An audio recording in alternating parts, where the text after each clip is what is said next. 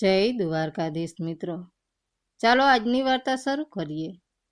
રાત્રે 8 વાગ્યે જૂના શહેરના બજારમાં દુકાનોના સદર પડવાનો અવાજ આવવા લાગ્યો. પણ તેઓ સરસની તન્વી માટે દિવસનો સૌથી મહત્વનો સમય હવે શરૂ થયો હતો. તન્વી છેલ્લા 3 વર્ષથી બજારના ખૂણા પર આવેલી કાલિદાસજીની નાની જૂની કરિયાણાની દુકાનમાં કામ કરતી હતી. દરરોજ દુકાનનું લાકડાનું શટર બંધ કર્યા પછી કેચડવાળા રસ્તા પરથી ચાલીને ત્યાં સામેની ગલીમાં ઊભેલી એ 2 માળની જૂની હવેલી પાસે પહોંચતી. તે હવેલીને મિચોરથી માળી આવેલી લાકડાની ઝીણી કોતરણીવાળી બારી સામે 10 મિનિટ સુધી એકટસે જોઈ રહી હતી. એ બારી વર્ષોથી બંધ હતી. તેના કાચ પર ધૂળના ઠર જામેલા હતા. છતાં તન્વીની આંખોમાં દરરોજ એક ઝીણી આશાને તડપ ઉભરી આવતી. બચાના લોકો માટે આ એક રોજના આવકૃતું જવું હતું. કોઈ તેને પાગલ સમજતું તો કોઈ વિચારતું કે આ છોકરી આટલી મહેનતો ઊભા છતાં આ અંધારી બારી પાસે કેમ ઊભી રહે છે. પણ તન્વી કોઈને કોઈ જવાબ આપતી નહીં. આજે પણ મૂસાની જેમ તન્વી દુકાન બંધ કરીને એ બારી પાસે આવીને ઊભી રહી. ચોમાસાની હવા લાગતા બારીના ચાબા સહેજ કાગળિયા. તન્વીએ બંધ કરીને બારીને જોઈ જ રહી હતી. ત્યાં એક અણધારી ઘટના બની. હવેલીનો મુખ્ય દાડાનો મોટો દરવાજો, જે છેલ્લા 20 વર્ષથી ક્યારેય ખુલ્યો ન હતો, તે અચાનક કરાટ અવાજ સાથે અડધું ખુલ્યું. અંદરના ઘાટ અંધારામાંથી એક 55 વર્ષનો અજાણ્યો પુરુષ બહાર આવ્યો. તેના કપડાં જૂના હતા અને ચહેરા પર ત્યારે ચિંતાની લહેર હતી. તેણે ગલીમાં ઊભેલી તન્વી સામે જોયું. તેની આંખોમાં અશ્રુ ન હતું, પણ એક અજીબની ઓળખાણ હતી. કે પુરુષે દિમાગ ગંભીર વાંચ્યા કહ્યું, તું અહીં દરરોજ આવે છે, પણ તને ખબર છે કે આ ઘરમાં તારા અને આ છેલ્લા 20 વર્ષથી કોણ જોઈ રહ્યું છે?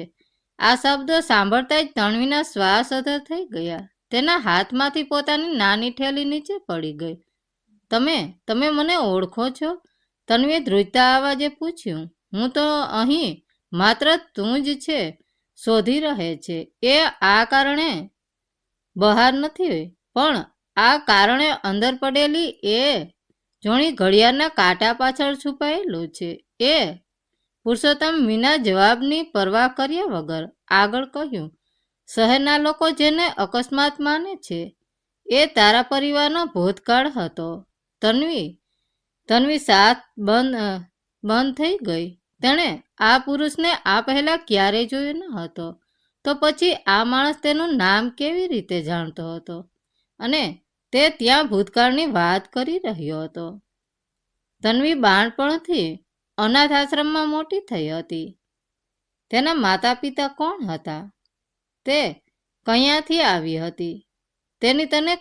તેને કોઈ ખબર ન હતી. તેની પાસે બાળપણની યાદગીરી રૂપે માત્ર એક નાની સોનાની ચેન હતી, જેના પર એક જૂનો નંબર કોતરેલો હતો.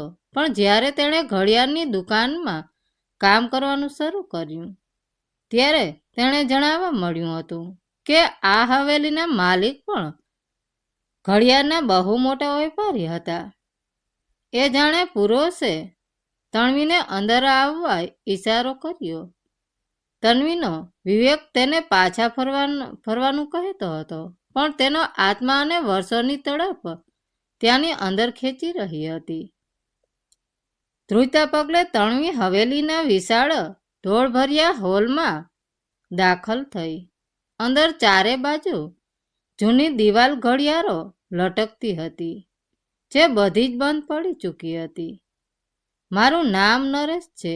એ પુરુષે હોલના ખૂણામાં લટકતી એક મોટી દાદાજીના સમયની ઘડિયાળ પાસે જઈને કહ્યું, હું 20 વર્ષ પહેલા આ વેલીનો મૂળનો હતો જે રાત્રે આ ઘરના માલિક સરદાર અને તેમના પતાને ગાયબ થયા. એ જ રાત્રે આ ઘરમાંથી 3 વર્ષની બાળકી પણ ગાયબ થઈ ગઈ હતી. તન્વીના હૃદયના ટપકારા વધી ગયા. શું એ બાળકી હું હતી? નરસિંહજીએ વળતો જવાબ બદલે ઘડિયાળના પાછળના લાકડાના દરવાજાને ખોલ્યું.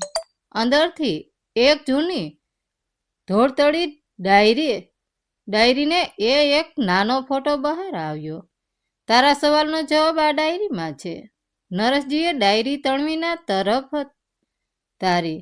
પણ યાદ રાખજે તણવી, જે સત્ય તું જાણવા જઈ રહી છે એ તારા આજના જીવનને કાયમ માટે બદલી નાખશે. તું જેને પોતાનું ઉદાહરક માને છે એ જ વ્યક્તિ 20 વર્ષ પહેલા બનેલી એ કાળી રાતનો મુખ્ય સૂત્રધાર હતો. તન્વીની આંખો સામે અંધારા છવાઈ ગયા. ત્યારે ડાયરીનું પહેલું પાનું ખોલ્યું. અંદર લખેલું નામ અને ચોંટાયેલો ફોટો જોતા જ તેના પગ નીચેથી જમીન ખસી ગઈ. એ ફોટો એ જ વ્યક્તિનો હતો જેને તન્વીએ અનાથ આશ્રમમાંથી બહાર કાઢીને ઘડિયાળ અને દુકાનમાં નોકરી આપી હતી અને જેને તન્વી પોતાના પિતા સમાન માનતી હતી. કાલિદાસજી. તન્વી આ વિનાશથી કાપવા લાગી. ના, આ શક્ય નથી. કાલિદાસ કાકા આવું ના કરી શકે. એ જ ક્ષણે આ વિલિયના મુખ્ય દરવાજેથી કોઈના જોરદાર પગલાંનો અવાજ આવ્યો.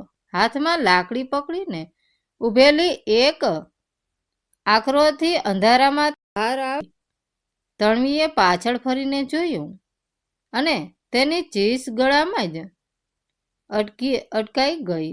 તણવીએ પાછળ ફરીને જોયું અને ત્યાંની ચસકરામાં જ અટકાઈ ગઈ. દરવાજા પર બીજું કોઈ નહીં પણ કરિયાણાની દુકાનનો માલિક કાલિદાસ પોતે ઊભો હતો.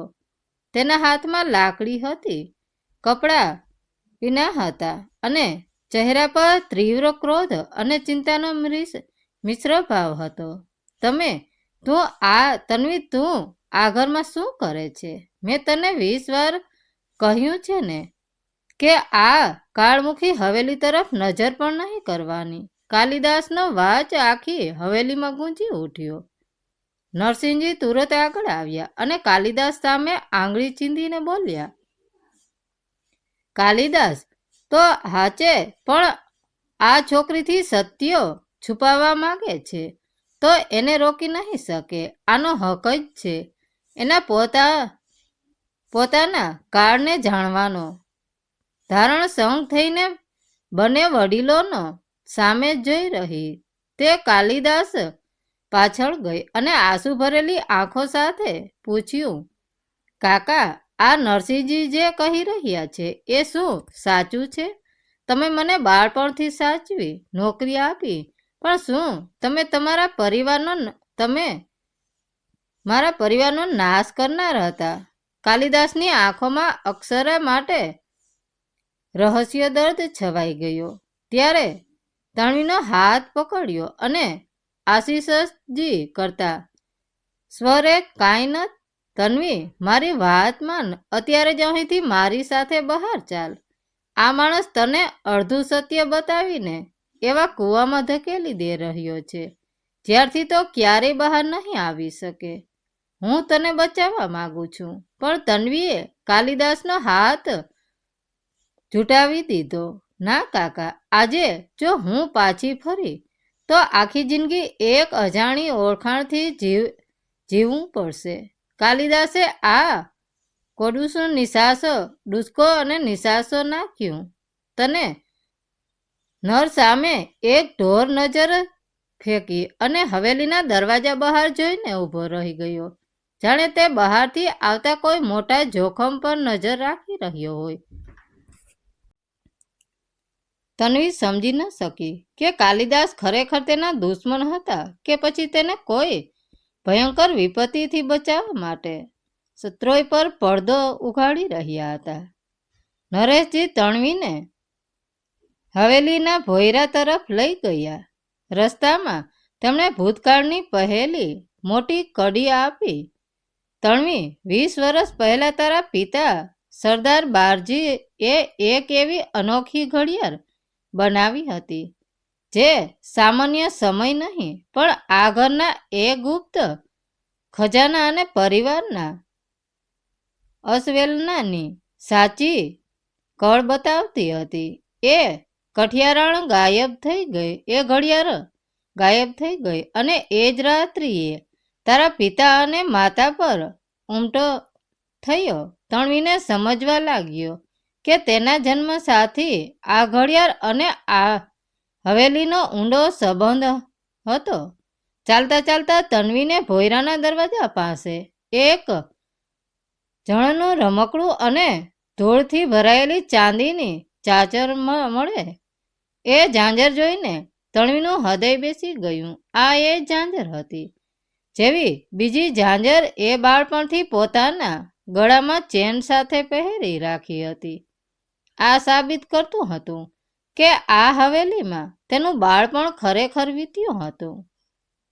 નરેશજીએ આગળ વધીને એક ખોટું સંકેત આપતા કહ્યું, એ રાત્રે કાલિદાસ જ તારા પિતાને ઘડિયાળની ચોરી કરવા આવ્યા હતા અને તેણે જ તારા માતા પિતાને ગાયબ પણ કર્યા હતા. પણ તણવીનું મન આ વાત પૂરેપૂરી સ્વીકારી શકતું ન હતું. જો કાલિદાસ ગુનેગાર હોય તો તેણે તન્વીને અનાથ આશ્રમમાંથી શોધીને પોતાની પાસે પ્રેમથી કેમ ઉચ્ચારી હોત. અહીં એક નવો જ સ્ટેન્ડ ઊભો થાય. તણવી આગળ વધી. હવેલીના સૌથી જવાડે એક લાકડાનું ભારે બંધ ઓરડું હતો. દરવાજા પર વિશાળ તાળું લટકતું હતું. નરસિંહજીએ કહ્યું, આ ઓરડો સરદારનો ખાસ અક્ષક હતો. એ રાત્રે પછી આ દરવાજો ક્યારેય ખુલ્યો નથી. તન્વીએ પોતાને થેલીમાંથી એ સોનાની ચેન કાઢી જેના પર 1 નંબર કોતરેલો હતો. તેણે ધ્યાનથી જોયું તો એ નંબર કોઈ ડિજિટલ કોડ નહીં પણ એક જૂના તાળાની ચાવીનો આકાર હતો. તન્વી ધ્રુજતા હાથે ચેનની પાછળથી ચાવી તાળામાં નાખી અને ખડકા અવાજ સાથે તાળું ખોલી ગયું. ઓરડાનો દરવાજો ધીમેથી અંદર તરફ ખળ્યો.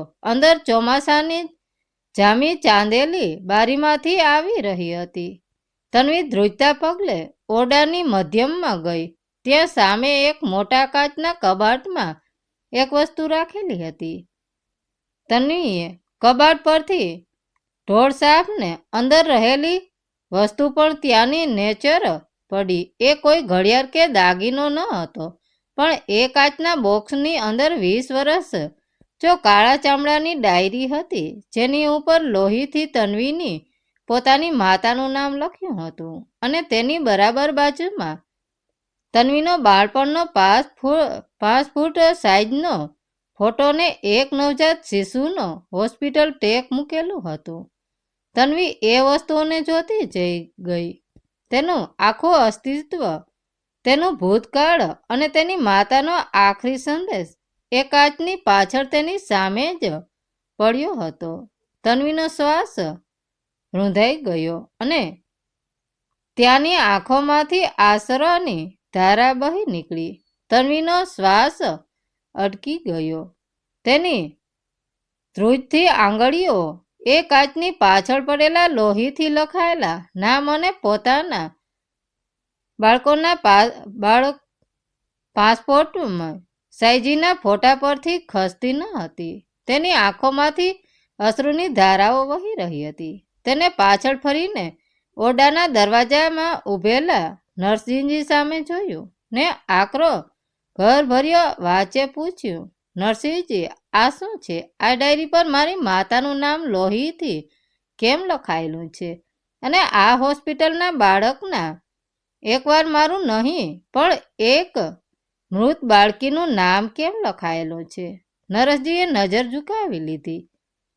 એવો સવાલનો જવાબ આપવાનો ટાળતા હોય એ પાછળ અડવા લાગ્યા. પણ તણવી આજે પીછે હટ કરવાથી આ ન હતી. તે દોડીને તેમની સામે ઊભી રહી ગઈ અને અટક પકડીને ચીસ પાડી, તમારે આજે મને જવાબ આપવો જ પડશે.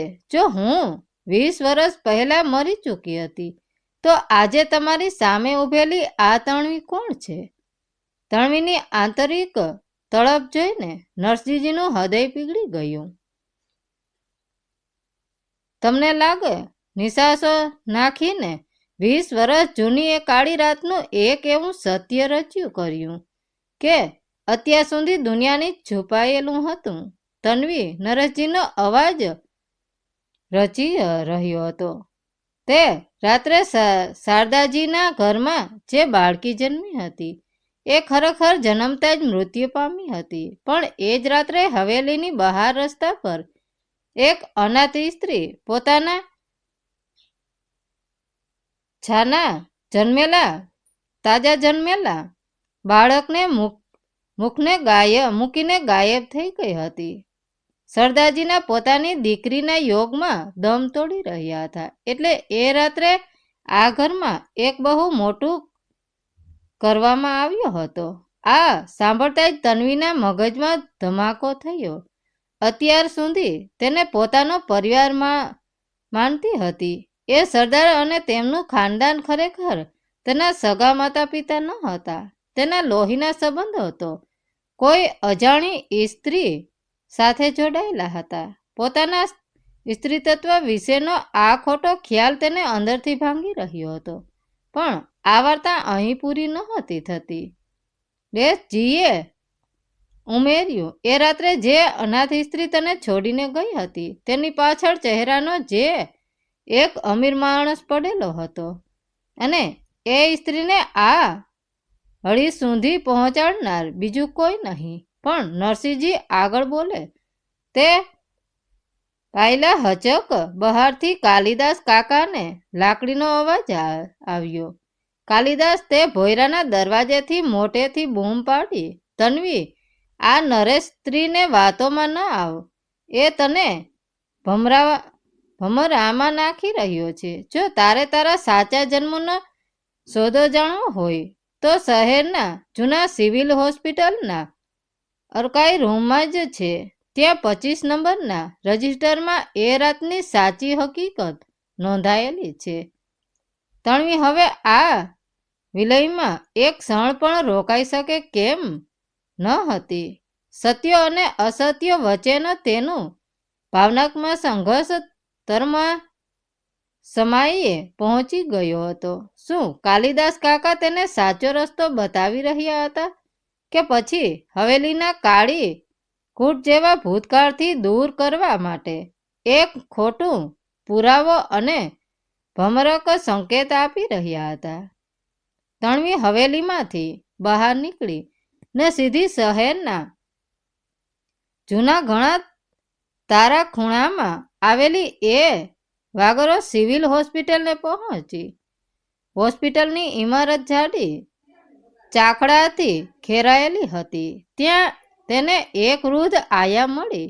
તે 20 વર્ષ પહેલા એ જ રાત્રે તે ઉઠી ડ્યુટી પર હતી. એ વૃદ્ધ આયાને એ તન્વીનો ચહેરો જોયો અને તેના હાથમાંથી ચાનો કપ પડી ગયો. તમે એ જ રાતના એ બાળક છો ને? 25 વર્ષથી હું જે પાપનો બોજ લઈને જીવી રહી છું. એ રાત્રે સરદારની સાચી દીકરી મરી ન હતી.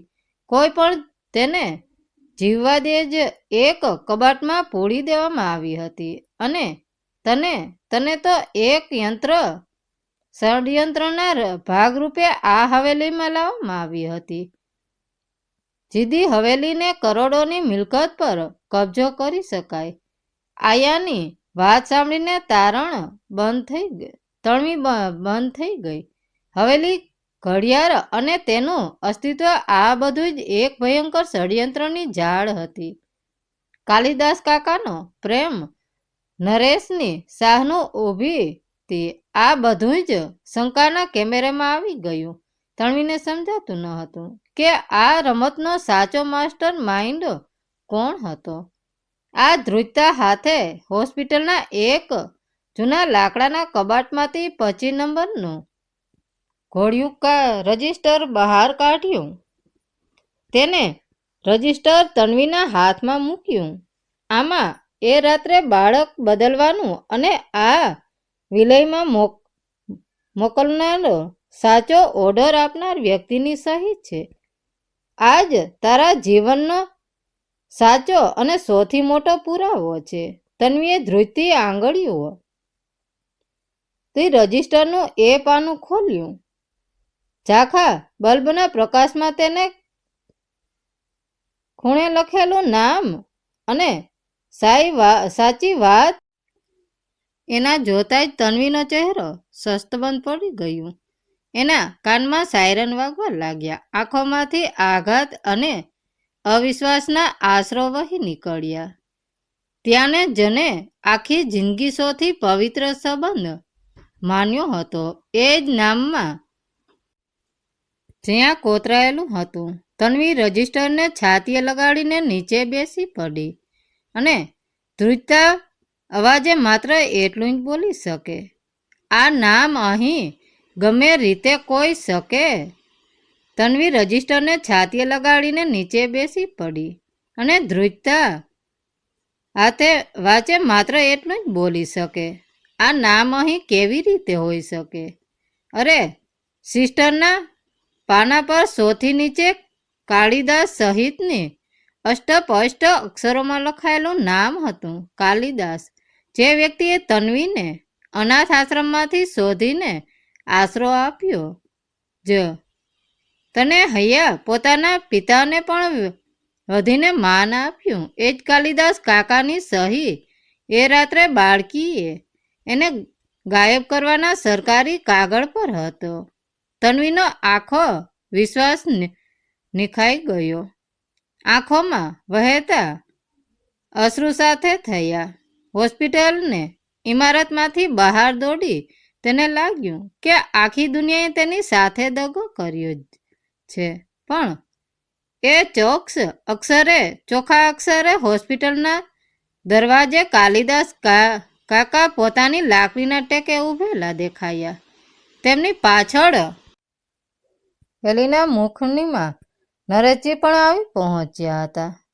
તમને રજિસ્ટર, કાલિદાસ કાકા તરફ ફેંક્યું અને દર્દભરી ચીસ પાડી, કાકા, તમે જ મારી માતા પિતાની ખુશીઓ છીનવી લીધી હતી.